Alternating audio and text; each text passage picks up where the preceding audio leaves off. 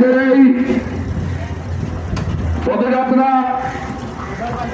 বক্তিয়ার আহমেদ কচি ভাইয়ের নেতৃত্বে দিনাজপুর সদর 3 আসনের মনোনয়ন প্রত্যাশী রাজপথের লড়াকু সৈনিক বারবার কারা নির্যাতিত নেতা দিনাজপুর সদর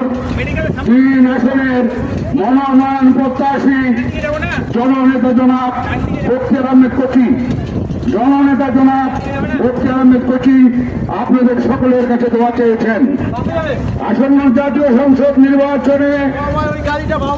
সদর 3 আসনের মনোনয়ন প্রত্যাশী রাজপথের লড়াকু সৈনিক এককালে তুহার ছাত্র নেতা কারা নির্যাতিত